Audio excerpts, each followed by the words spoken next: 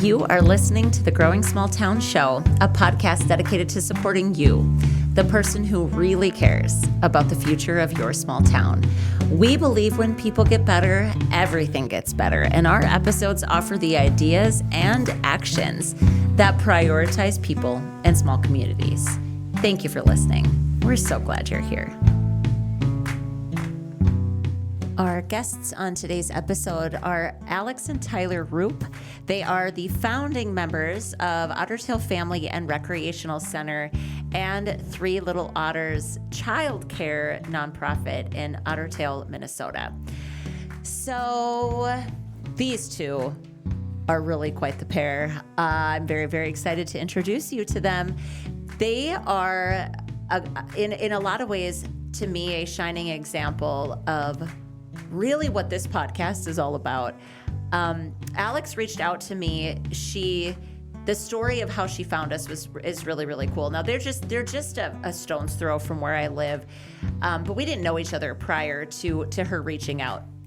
So she actually, in connecting with a neighboring community, we're talking about just what the ideas they have for their town and the things they want to see happen. This gal said, I listened to this podcast. You should take a listen. You'd be such a cool guest.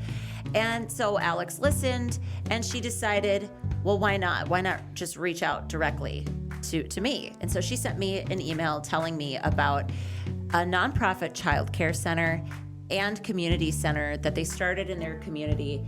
And right away I was like, well, this is certainly worth hearing a bit more. So she and I exchanged some emails, decided she'd be a good fit, and what you're about to hear is the result of that.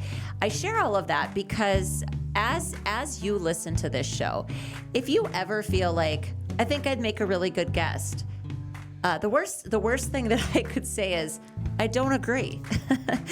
And also, I'm not one to be rude like that. So the chances of me saying that to you are pretty slim. But the best thing that could happen is that we get to have a beautiful conversation highlighting you, your work, your town, your business, whatever the case may be. And what Alex and Tyler, you'll hear it in my voice. I don't do a lot of prep for our episodes because I actually want to have an organic response to the things that they share with me. You're going to hear my awe. You're going to hear how impressed I am. What these two have gotten off the ground, and you're going to hear all about the story. But again, they're addressing childcare and then also standing up a community center in a town of 500 people. It's truly impressive. And the biggest lesson in this one is if you have an idea, start talking about it. Tell everybody you know about it. And I just related so much to the approach that they took. And this childcare model is truly, I think it's innovative, it's different, it's unique. And I think there's a lot that you can learn from listening to these two. So two big things here. Enjoy this episode and don't hesitate to ask for what you need, for what you want to see happen. That's how the best stuff gets done. Okay, enjoy, friends. Well, hi, guys. Welcome to the show. Thank you. It's so excited. I'm so excited to visit with you today. Yes, thank you for having us. We're excited. Appreciate it. Yeah, you bet. So why don't we kind of start at whatever to you feels like the natural beginning of the idea, how it came about, where you guys were, what was going on in your lives and that kind of thing. And then we'll just take it from there. Does that sound good? That sounds perfect. Okay. Yeah, please tell us everything. So, I mean, kind of how this whole idea started is we had our firstborn. He was at a daycare here in our hometown of Ottertail, Minnesota. And she was... Can I interrupt real quick, Alex, for the listeners' benefit? How big of a town are we talking about? What would you say, about 500 people? I would say close around 500. Yeah, about 500 people. Yep. And so our daycare provider was closing, and so we needed to find a new daycare provider. And I probably called around 30 different providers trying to find a spot for our little guy to go. Oh my word. And this, by the way, just to ask again, he was already born? Yeah, he was okay. like even before he was born, I think I called at least 20 places Wow. to try to find something. And we secured something before he was even born. And like we kind of mentioned, he was born right at the beginning of the pandemic. So I had kind of like saved a spot for him. The pandemic hit, that kind of changed things a little bit. Then we got him with a provider. And she was open for a while and then ended up deciding to close. So we were like, oh no, we've got to find a new spot for him. And so I called around to a bunch of different places. We visited a couple different places and it just like wasn't quite the right fit. And so we were like, oh, like what are we gonna do? And we were kind of panicking a little bit. And so Tyler had jokingly said, like, we should just start our own daycare. And I was like, haha, yeah, okay. Are those like famous last words now, Yeah. Tyler? They truly are. And we are, I mean, at the time we were both self-employed. We kind of have like an entrepreneurial mindset. So Can I ask just can I just out of my own curiosity, what were the two of you doing? What was your work? Yeah. So I was an event planner. I was running my own event planning business, and and I do heating and cooling and commercial refrigeration. So how long have you had that trade, and what's like? Because so I know where Ottertail's at. Yeah. Again, our listeners maybe don't, but you're in Lakes Country. yes, You would consider Ottertail in Lakes Country, right? So like, how big was your service territory? So our service territory kind of goes anywhere from up basically as far as up to about an hour away. Okay. There's just a huge demand in our area, and it's Right. really coming down to first come, first serve kind of a Sure. situation. So Yep. Another like plug for the trades, eh? I mean, yeah.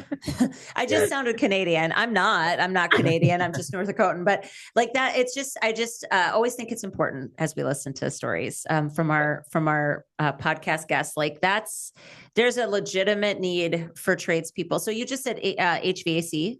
Yep. Is that right? Okay. All right. Awesome. Yeah. Yes. Okay. So then you guys have this situation. And so let me just ask, which of the two of you, what was it? Was you, Tyler, that jokingly said, hey, Brooklyn said, because we saw the demand. So we see the demand out there as far as the need, and hearing from other parents and other families on just how scarce it is, and just everyone's struggling. Everyone is struggling in our area to try to get childcare and find providers to do so. To where you see a lot of people, only one family member can work and one's got to stay at home. right. So it really saw that and try to kind of keep moving forward in that direction, basically. So Right. Okay. So we go from, we have a need in our own family. What if we did something about it?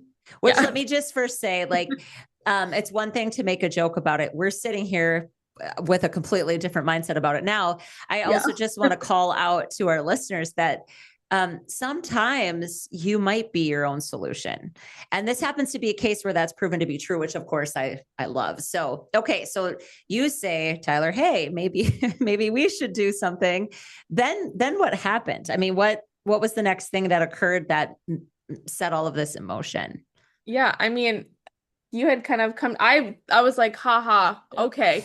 And then like 2 days later, Tyler's like, so I think I have this mapped out of how we're going to do this. And I was like, oh Tyler, no. What she's like, I thought this was a joke. We weren't supposed to actually do this. So I just kind of ran with it on that entrepreneurial side. And it was like, you know what? Obviously, we don't want to make any money off this. So let's go the nonprofit route. Okay. Then we started our nonprofit in the beginning of that. That alone was an adventure on its own. Isn't it though? My goodness, it is. I know. So many loopholes, so many bylaws, laws, everything you have to follow in certain situations. So definitely recommend. We did find a nonprofit lawyer that specializes and proceeded that way. So that's excellent and good for you, because it's so much. I can speak I actually know what it's like, and it's a lot to figure out. So let me just ask you real quick. So, because you've more than one business that we're going to be talking about. Currently, we're just talking about the Childcare Center. Yeah. Sure. And so you had this feeling of like, we're not doing this to make money.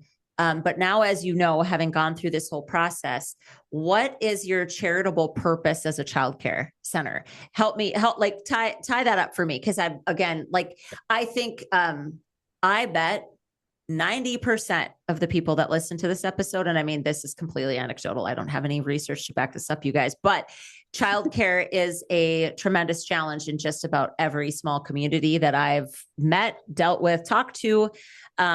So can you actually dive in a little bit to the decision to go nonprofit? Because I think there may be people that are trying to figure out their own community level solution to childcare.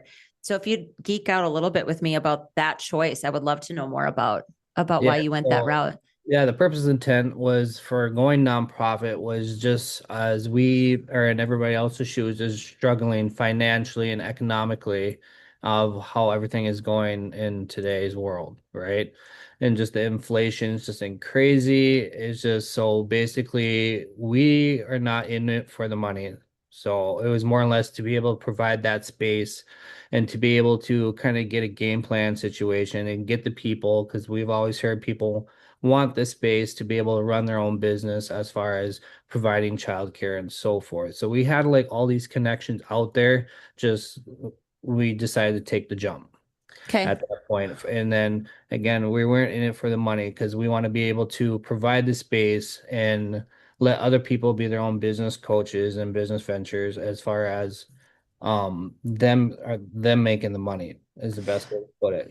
Okay. Well, back up a little bit too. Yeah. I mean, yep. Our whole thought was when we're a nonprofit, we're eligible for grants. We're eligible for state funding. It opens up a lot of funding opportunities. Right. Yeah. So that was, and in our original concept was that it was going to be a community space that had childcare attached to it. And so at one point it was all one building. Everything was housed in one space. And then kind of as we really dove into it, we're learning of things that were crazy, like just all the regulations we would have had to met with a daycare center, the labor issue. When we learned, we actually started working with First Children's Finance and kind of worked on different like rate studies to figure out kind of the financial modeling of all of this. We learned that providers were only making like $13 an hour. And that for us like did not sit well with us because we're like, these are people that, you know, are going to be with our kiddos. They deserve to be paid more. And where we ran into is if we're going to pay people what we feel they should be paid for their experience and their education, it would be extremely expensive for families to be able to afford care like that. And so that's where we really started thinking, okay, this model might not be the best. What are our other options? And so that's kind of what got us into where we're currently at right now, which is it's like a pod model. Please explain it. Yes. Please explain it. Yeah. How does the model work? Because so just to back up, there's a couple of things. Can you drop the name of this agency contact again? What was it called? First Children's Finance. First Children's Finance. I've never heard of that. So we'll make sure we link that in the show notes. Is that a Minnesota only? I believe, I don't know if it's just Minnesota. I don't believe so. We'll check that out because again, I always just think like, oh, that's something I've never heard of. And I've been doing this for 5 years. And so it's great when we come up with a new one, or hear a new one. But the second thing you just identified, I think I've worked a lot with, we have a local nonprofit childcare center here in my town, have a lot of in-home providers. The overhead that accompanies running a center, which that's you guys are taking that on, which we'll get to in a second, but you literally just outlined, I think, what is the most troubling fact about childcare in its current model, like kind of the typical way it's run, is that the only way they make any money is in the fees that they charge families. Well, everybody wants quality childcare, but nobody wants to actually pay the astronomical rates that it would take for that facility to cover its overhead and pay people a good wage. And $13 an hour is not a good wage. I'm not going to say it's not a good wage. It does not compensate people for the work that they're doing in the childcare field, right? Like our kids are so precious. We all know that. We all say that.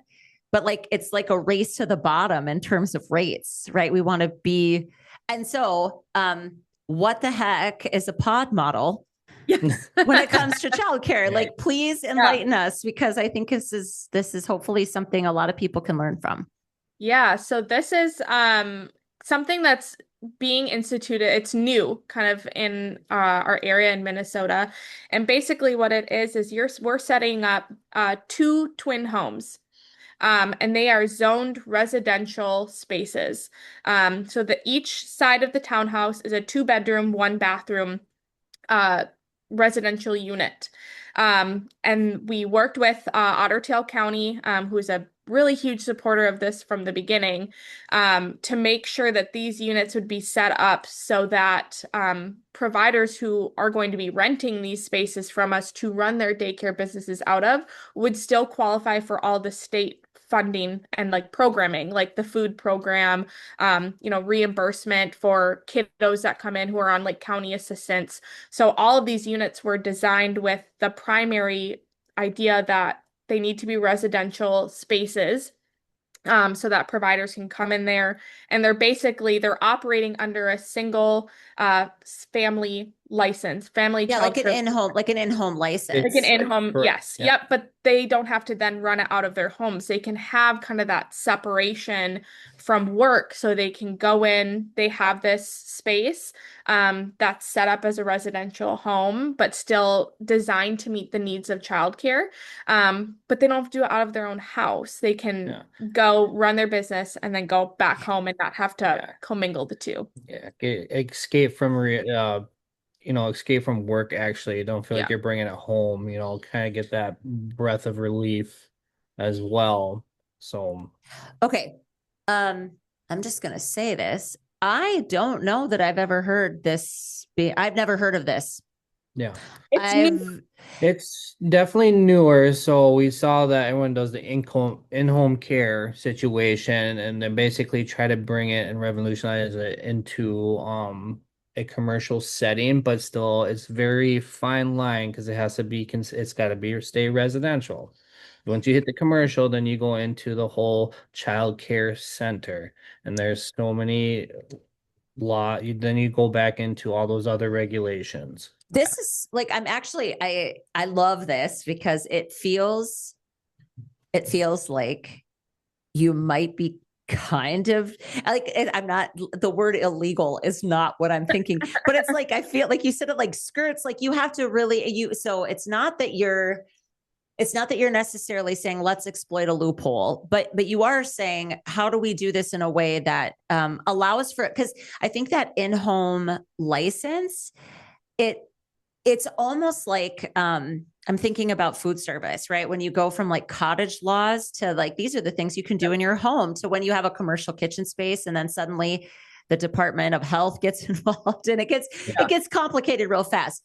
I think I've never heard of a company in this case, and yes, it's a nonprofit, but that doesn't matter because you're still a business, you're a corporation, to have the thought to build them as residential units. I just think that's really, who the heck came up with that? Was that you guys, or was that? So we've heard it from other business models. There's a few other out there, and you could probably touch a little bit on that. Yeah, I would love to know where you heard about it. And well, so we're very fortunate. We actually kind of in the beginning of this project brought it to the attention of just a really big philanthropist in our area.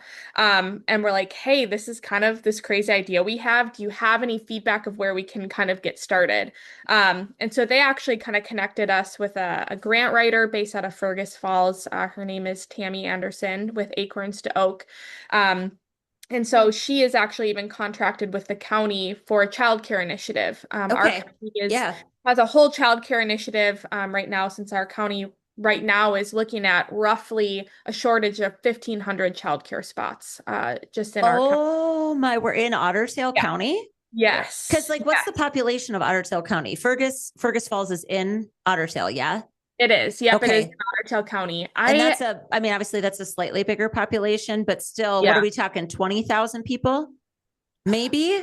Oh no, a lot more. Ottertail County. Because what is Fergus? What is Fergus? Fergus I don't know Falls. what Fergus Falls is. I think Perham is around 5,000. Yeah. They're the Yeah, east side. that's right. Sure, sure. Okay. Well, this And again then, is something we can look up, but yeah, I always think it's helpful to people to get some sense of scale. You know what I mean? yeah, On a county level initiative. But because to yeah, me, I mean, I have 1,800 people in my town, 1,500 open childcare spots. It's a lot. That's a yeah. And I big mean, problem. even within, I would say about a 15-minute radius, I mean, we're those about 400 of those spots are just within a 15-minute radius of us. That's insane. So, That's yeah, actually insane. And yeah, then, back to what Tyler, you said earlier. So then you have people, one parent at a minimum, not participating fully in the workforce or having to figure out their own thing that they can somehow do alongside raising children, which is just, I mean, yeah, it's just wild. But then, like, beyond that too, it becomes an actual recruitment problem. Like, you can't recruit workforce unless you're only looking at recruiting retirees who don't have school yeah, age or daycare age yeah, children, or young people that haven't yet started their families, right? You yeah, leave out a huge section of the population if you have that big of a gap in childcare. Yeah, so yes, going back to the business owner side and the entrepreneur side, just seeing the shortage of the workforce.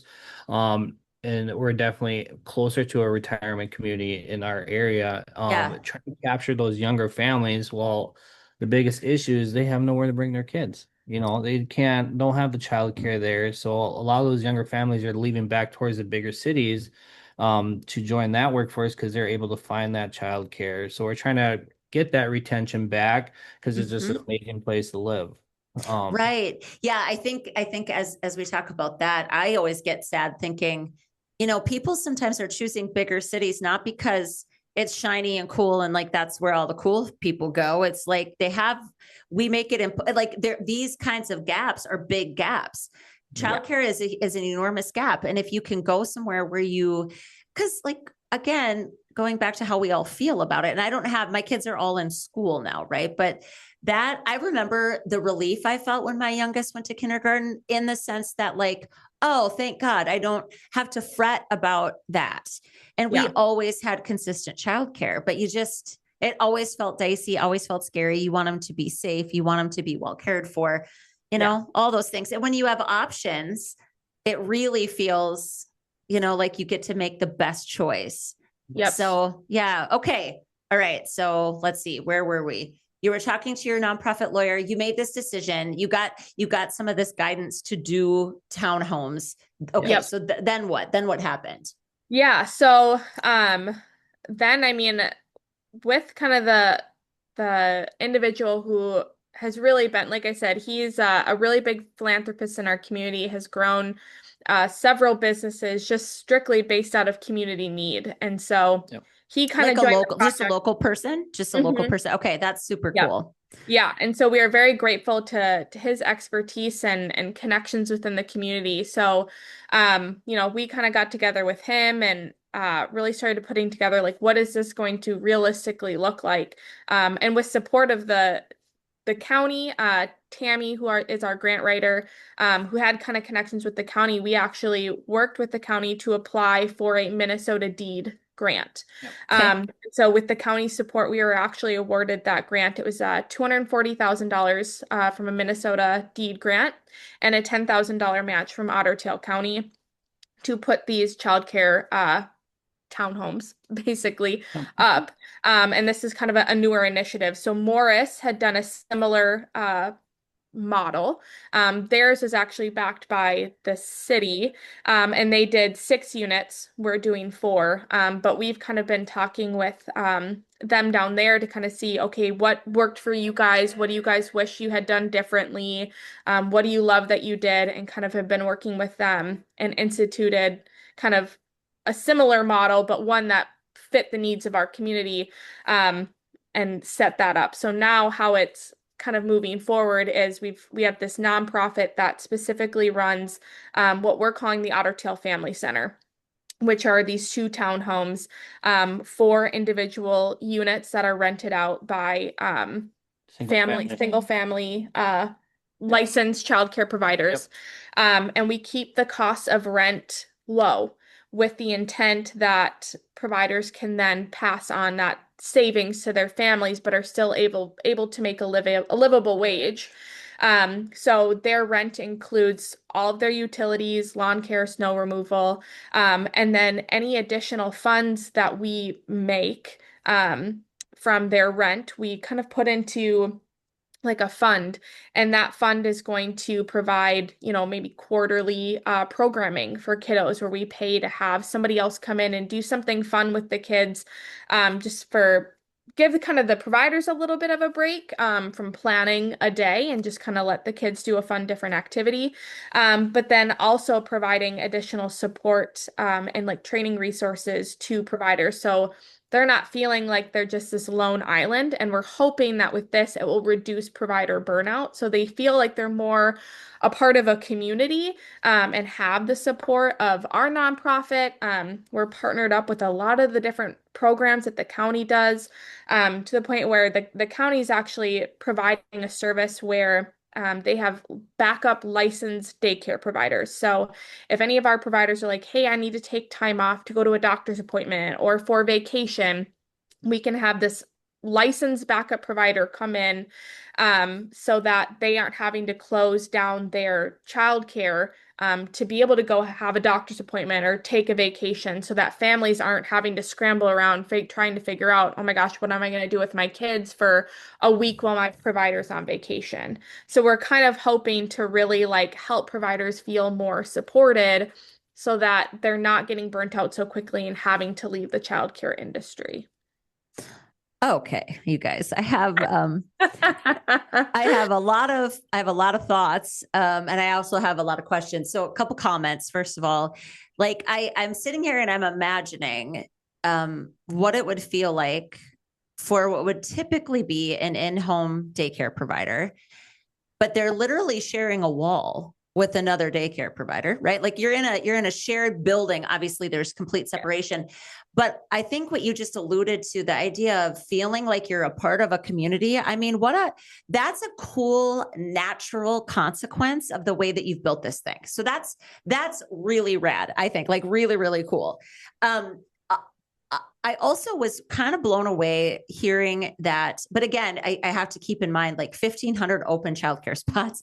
That means your county is scrambling, but it also means they're being proactive, which I think is very, very, very cool. Like so the biggest question I have, so calling out again, that idea of having a pool of licensed backup providers, like I've never heard of anything like that.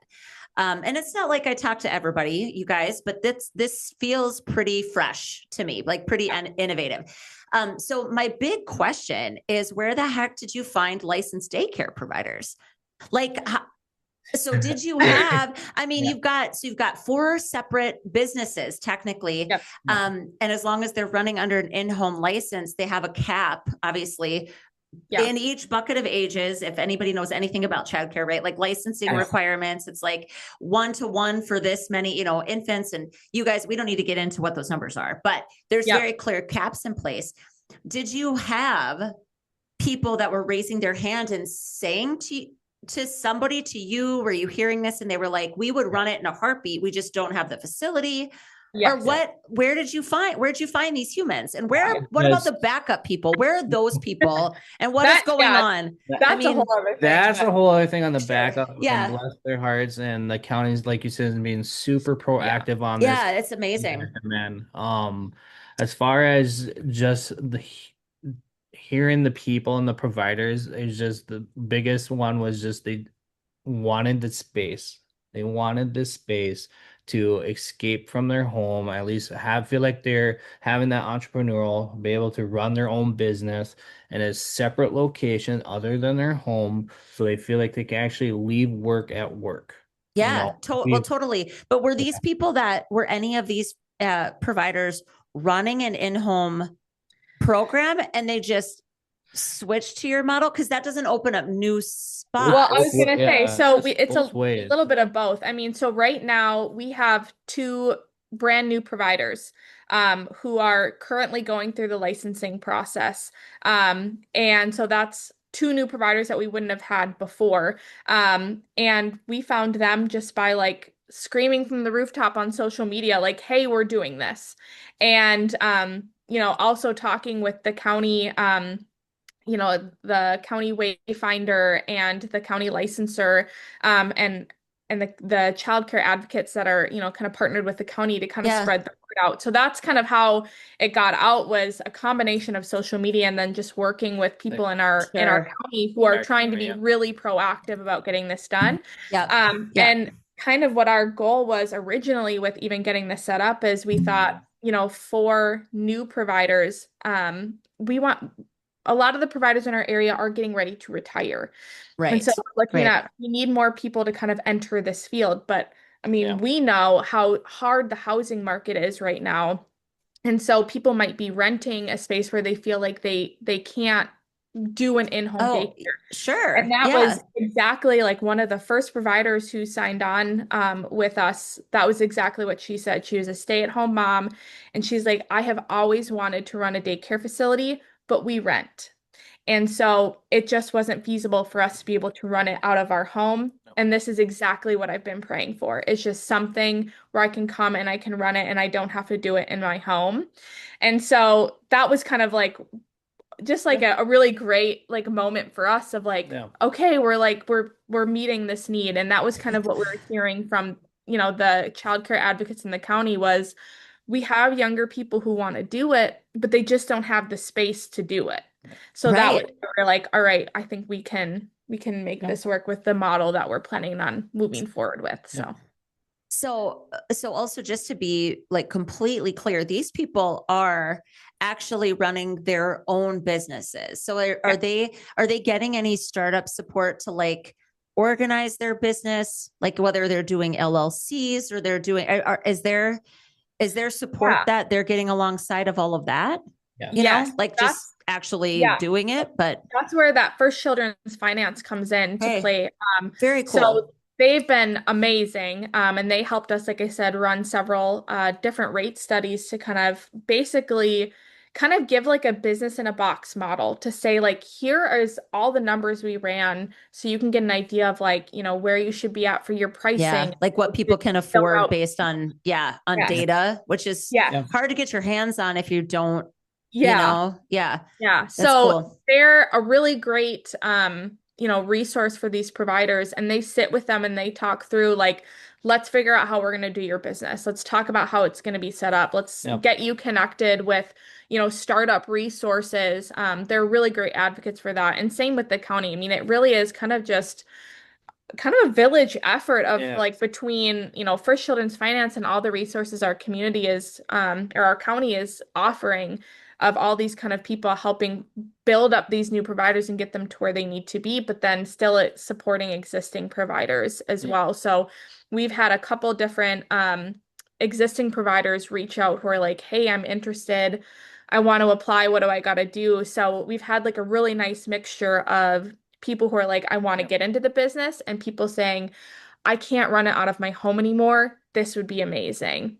And kind of offering those different resources for both.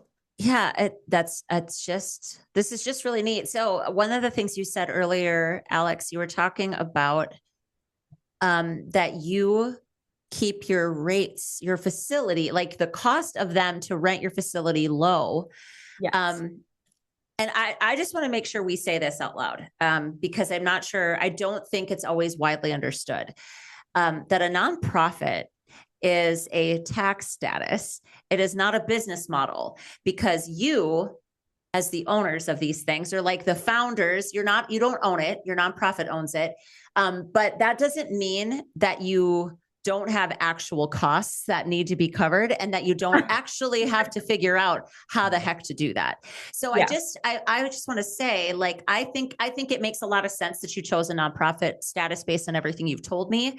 And you have to actually cover the mortgage. Yes, you got a grant, which probably lowered some of your cost of construction. But if anybody's built anything this year, it is not cheap to build stuff. So and you don't have to just divulge like the details of this, you guys. I'm curious more just from a model perspective. Again, always thinking about, there's going to be people listening to this that are Yeah. going to be very, very intrigued by what you're talking about. And so, are you, did you just, what is the subsidy in the fact that you had this big grant that helped get your construction costs lowered? Is there a subsidy that's coming some way monthly from somebody else? Because, I'm assuming it has to be subsidized. That only makes sense. But what does that look like and who's providing it? Yeah, I mean, so we actually, this entire thing has been privately funded for. Okay. So, I mean, between the grants, and then just being able to go out and get, like I said, we have a very big philanthropist in the area, and he saw just the importance of this and believed in this project and kind of joined in on the fundraising side of things. Okay. So our goal was this project in its entirety, the daycare side and the community center side, for it to be almost completely funded. So so there's no costs that you're actually covering other than obviously utilities. Utilities and what it costs to run the buildings. Okay. Yeah. So you got your cost of construction covered. Yes. Yes. Yeah. Good for you. Right. Yeah. We are very blessed in that to be able to find somebody who is very passionate about wanting to serve our community and, who had the ability to be able to put forth money like that. And even that, I mean, the construction company that we're with is also donating a lot of those like front end work of it and their time and volunteering a bunch of their time as well, just to take off with this program. Yep. The Growing Small Towns show is recorded locally at the Growing Small Towns podcast studio located in Oaks, North Dakota. It's produced by Pheasant Canteen Studio in Aberdeen, South Dakota, with marketing support from Cassidy Johnston in Canyon City, Colorado. Our intro music was created and produced exclusively for Growing Small Towns by James Bergman, singer and songwriter from Fargo, North Dakota. Local and small. It's what we support and it's who we love. Get your community a shout out on the podcast. Call 701-203-3337 and share your small town success that you just don't feel is being celebrated quite enough, and let us shout you out. You can also share your biggest people challenge, and we'll dedicate an episode to offering ideas to help. Hell, you can basically tell us anything, and we'll do what we can to answer. We can't wait to hear from you. Today's small town shout out is to Raymond, South Dakota, population 789. And our friend Katie shares that what makes her proud of Raymond is that just in 2024, they hosted the very first Raymond Red Wing Days, which was a day packed full of a color run and vendors, and they had live music and food. And anybody that knows the challenge and the labor and the lift involved in pulling together a day like this knows how much effort it takes to pull off a community day. And it sounds like it was such a raving success that they're already planning for 2025. So shout out to Katie and shout out to the community of Raymond, South Dakota. Hey, this is Brody, friend of Growing Small Towns and owner of the Market on the Plaza in Aberdeen, South Dakota. In small towns, coffee's more than just a morning pick-me-up. It's where neighbors catch up, it's where farmers fuel up before their day, and where friends linger just a little longer.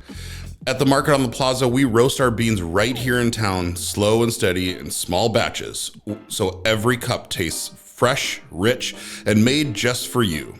So stop into the Market on the Plaza next time you're in Aberdeen, grab a bag for home, or just sit a while with us. Because when your coffee's local, your town feels a little closer too. Freshly roasted, proudly local, always welcoming. That's the Market on the Plaza. Well, what you guys are, and this is why it's fun. So, Alex, your email to me it's like this absolutely should be on the show, like without question, because you're also highlighting, and I can about imagine people listening to this and being like, I want a philanthropist. You know what I mean? Right. Because like who doesn't want like a benevolent soul that like has money and believes in your thing? But I think the bigger point isn't necessarily like just go find yourself a philanthropist. It'll be fine. It's actually saying, when you have the audacity to stand up and say, hey, we want to do something about this.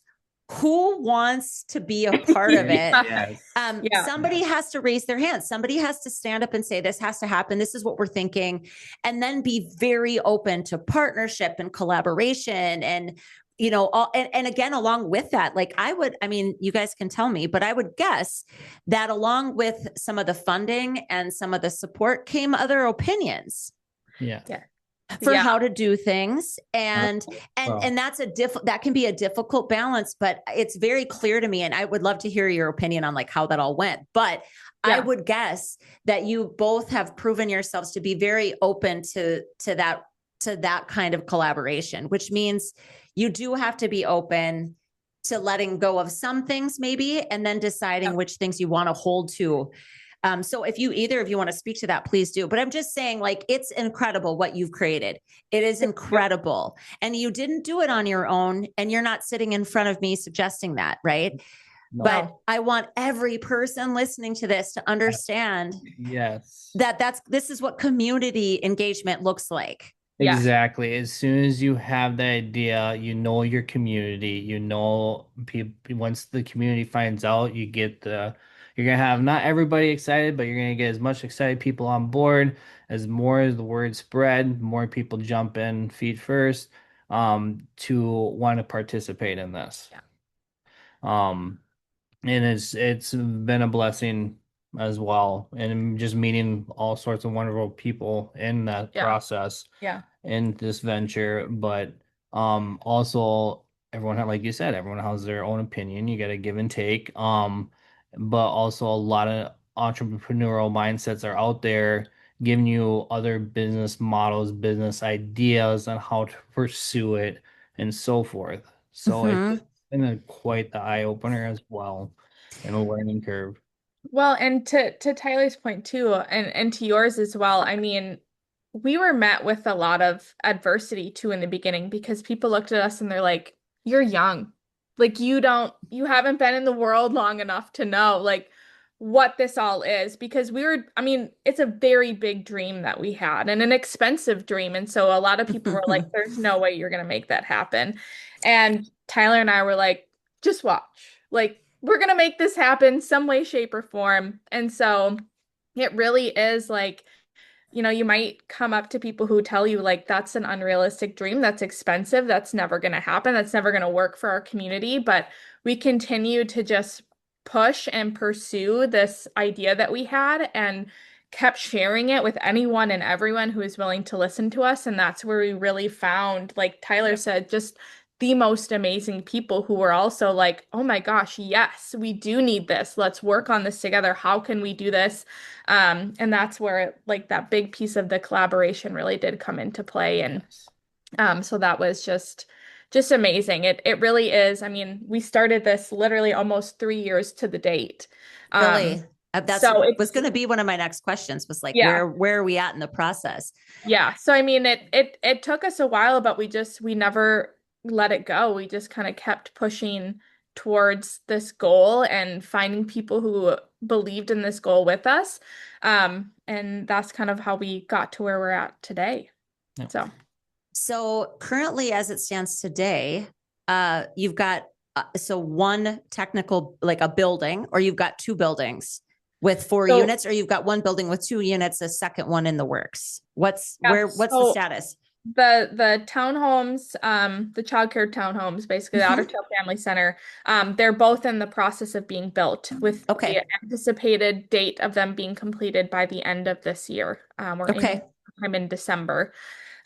So those are in the works. We're getting all that. And then the community center side, the goal is is to be open in June of 2026. Okay. So we haven't even touched on that. We haven't even touched on that. That's a whole nother fun thing. Let's dovetail into that. So what is the community center side of it? How, yeah, because I think you started out, Alex, originally saying like you saw these things as being all under one roof. I think Tyler, you alluded to it too, that real quickly you were like, oh, okay, the licensing requirements that are needed on the childcare side, we need to separate them. And you created two nonprofits.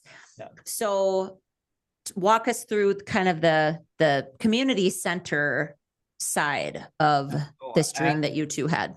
Yeah, as we were growing into the child, because originally this was supposed to be a child care center, we saw the costs, we saw all just kind of what all entailed behind that. As we were digging into that, we saw other needs as well as in for the community, having a safe space for the kids, after school care programs. There's not much in our area, and if there is anything in our area, they're completely booked up. There's no room or no additional space for those other kids to participate in. And then as well as looking at other community members, as far as our seniors, they don't have the space or a place for any really public gatherings that is more for kind of workout activities or activity, just activities in general where you can kind of move around really well. So that's where then we kind of evolved it into more of a community center. Okay. And then moving forward from there, we tried to get the city on board with it, and that was a learning curve as well, to where eventually where we started working together, try to continue to move forward and getting their support behind it. Okay.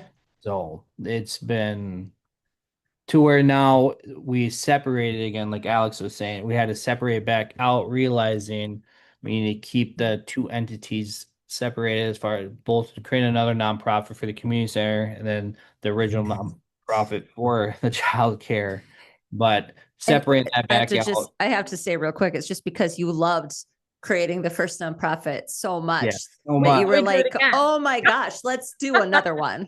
Yes. Do another one. So, but so now these 4 pods that we have created, there's where this community center is an indoor playground, a full basketball court, to where those kids have that safe space and where they can utilize the indoor activities, especially in the winter months as well. Yeah. So it's obviously in close proximity? Are they all kind of on the same? Door.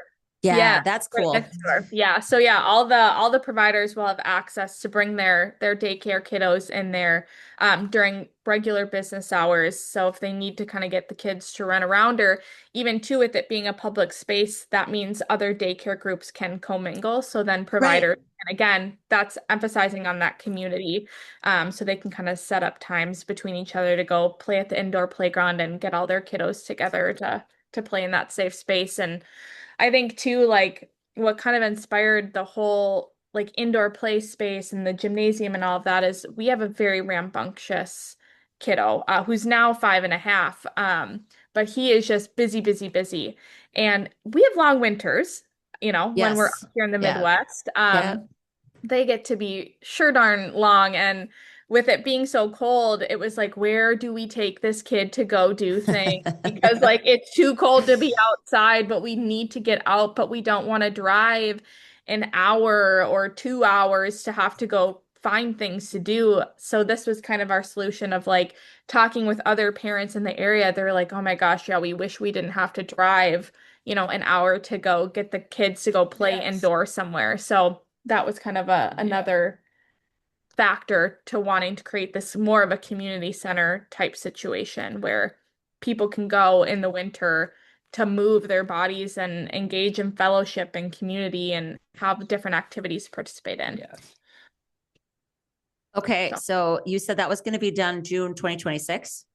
That's the goal. Yeah. What's the walk me through the business model. I get it's still a nonprofit, but again, there's still expenses to cover, right? So what does that look like? Like, do you have agreements with? So as far as the business model for the childcare pods, there is annual lease agreements.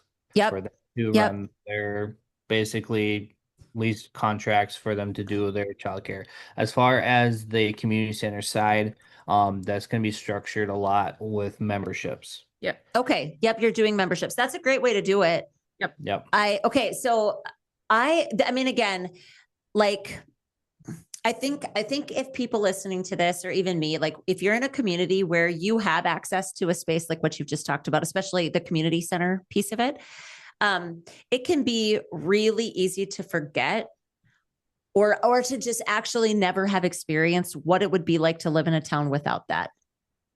You know, and like you guys are like peak pain, and I say pain, and I mean complete rapture and joy of a 5-something-year-old rambunctious little boy. I mean, there's nothing more evident as to like what's the need for an indoor play space than having really long winters that can sometimes be up to almost 6 whole months. And for sure, there's like a full month of the year that you can't actually physically go outside. Like it actually gets too cold, right? Or weather's not great. So I just, I want to commend the two of you again on just the audacity.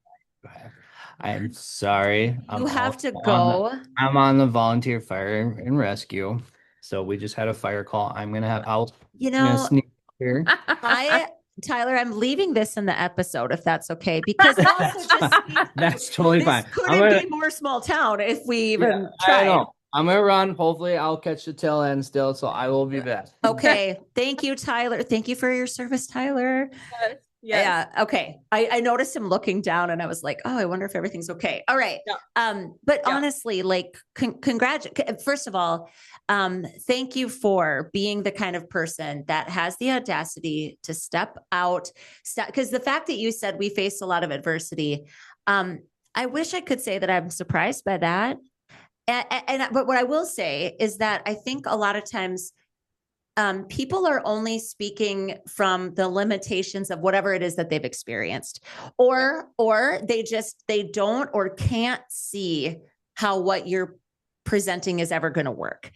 And the thing is, it's like, if all we can do is what's already been done, nothing new will ever happen. And so it's not for the faint of heart, trying to do something in a completely different way. So, thank you for being that kind of person, and congratulations to you for your success. It's absolutely incredible. Yeah. The other thing, though, that I wanted to say was, would you be willing to share with us kind of total cost to build, like projections on the community side, and then for your 4 pods? Yeah. So the 4 pods ended up being around, I think it was 1.2 million to get those 2 townhomes set up. The community center, we're looking at about 4.5 to 5 million to get that building put up. So with the community center, was the goal for that to be completely fundraised? Yeah.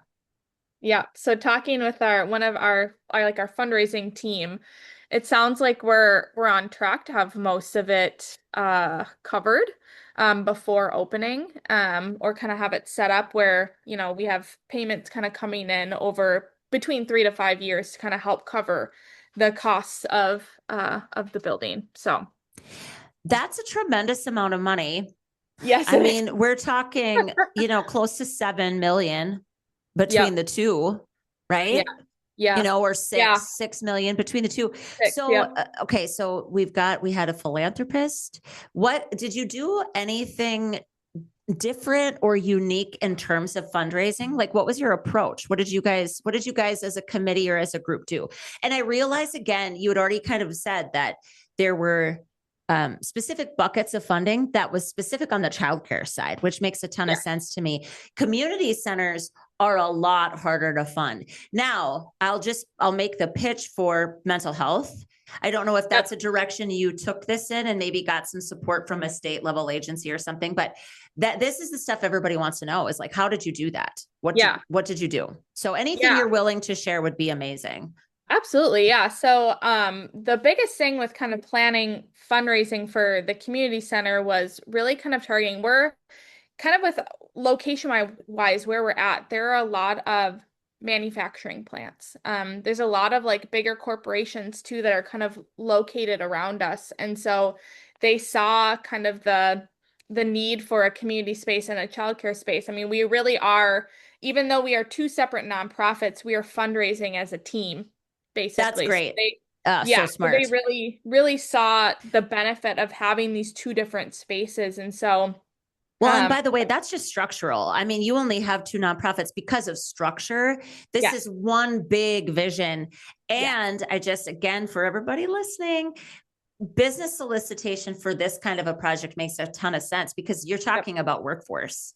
yes, And yes. manufacturing needs workforce and they will continue to need workforce. So, okay. So please keep going. So Yeah. they saw the value of it. I love that you have one team. It totally makes sense that you do. Yes, yeah. So they've kind of been going out and again, like with, with this philanthropist, I mean, he does a lot of business in our area. So he knows some other, really big business players, not even just within our county, but outside of our county who are always looking to support visions like this. So he had a lot of those connections and going through and talking with these people and just saying, hey, here's this need that we're trying to fill. We kind of put together a presentation of like, here's our story, here's the demand that we're seeing in our area, here's how each of these spaces is going to meet these community needs. And businesses, honestly, like, they've really showed up, and even like, we're talking like private individuals who are like, yes, we see the need. It might not affect us, but it affects our kids and our grandkids. So how can we show up so that we can help better support our family for years to come long after we're gone. And so that really has been huge in the fundraising side of things is, targeting businesses, but also kind of talking with these individuals and saying, hey, this is a space that's going to not only support you, as a senior, but it's going to support your kids. It's going to support your grandkids. It's going to support your grandkids' kids because we're setting it up for long-term success to really serve the community for years and years and years. So, um, I think this is so cool. Like I'm listening to this and I'm thinking about the fact that it's one thing when the philanthropist or the person with all the resources and connections and maybe business experience is the one raising their hand and saying, hey, I want to do this thing. Yeah. This is a situation. And again, I'm not saying that you and Tyler had no financial capacity, but $6 to $7 million is a heck of a lift. I don't think that I guess this to me again is just like the ultimate model for how communities can stand up grassroots led projects, because you guys didn't say, hey, we've got $6 million and we just don't know where we want to put it. Should we maybe we should do a daycare? It was so I think more people need to be willing to say, hey, we have this idea, like there's this actual need, and start pounding the pavement. You actually said earlier, we just talked to everybody who would listen. I felt that way when I did this project. You basically just would be like, hey, you want to hear something that I'm thinking about doing, Yep. And I know that sounds crazy, but you just never know what the next conversation is going to lead you to. And in your case, it led you to somebody that had the capacity. And then from there has just that support.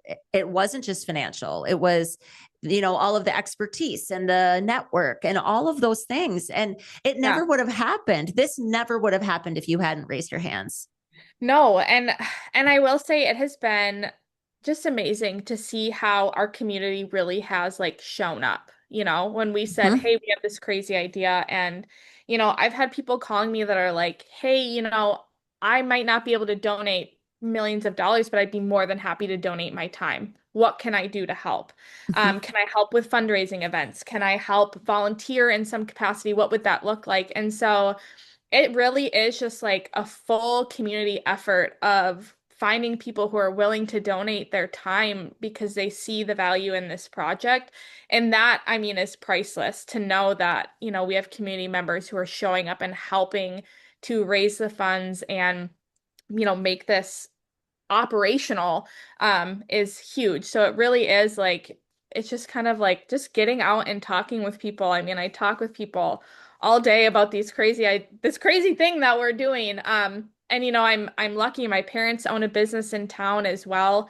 They own a little coffee shop and gift shop, and my parents too are just like, have you heard about what have you heard about this project? Here's what we're doing. Can I show you some of the stuff that we're working on? My daughter is a big part of this project, and my son-in-law, and they even share and get the word out too. So I mean, there's just like lots of people stepping in and showing up for us and donating their time, which is just equally as amazing, because I think It if we is. have the support of our community stepping up and talking about it, and showing up when they can, I mean, I don't know that this project would have been successful. So it really has just every level of community member showing up to make this happen.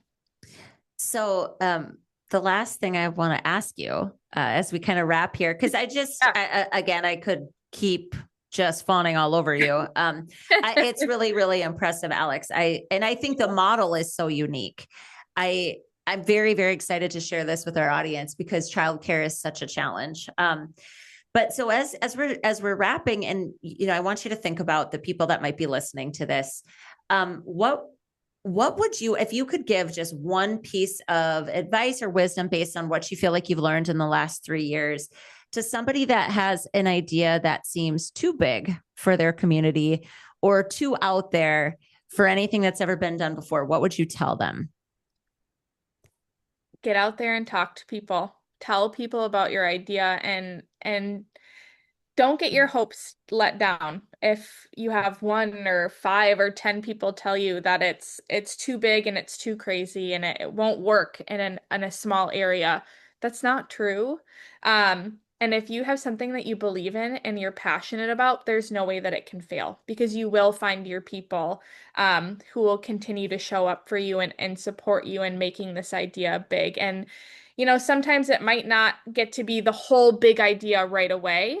And it's okay to say, we're going to phase this out, and we get to make this happen in chunks and in phases. And that's kind of what we've had to do, is say like, okay, we're going to start here, and here's our 5-year plan. Here's our 10-year plan. But even just getting started, on some sort of scale is amazing. So it really is, when you're passionate about something and you keep pushing forward, even when people are doubting you, I promise you it will work out in some way, shape, or form, probably better than you would have ever imagined on your own. There is not a single thing that I would add to that other than just keep taking meaningful steps towards it. Yeah. Right. I mean, it just, and every conversation and everything leads you to the next thing. And that's something you can't appreciate at all until you start to see that momentum, which very clearly you guys are starting to really see. And wow, it's incredible. And we've got friends that have cabins over in the Ottertail area. And so I will definitely be keeping an eye on your projects, like personally, because I just think it's incredible. But thank you so much, Alex, for reaching out. Please thank Tyler for us. I know he couldn't hop back in, but there again, he's doing his small town thing, which is awesome. So well done. Congratulations. And thanks so much for joining us on the show. Thank you so much. We really appreciate being here. We'll see you soon. Sounds good. Thank you.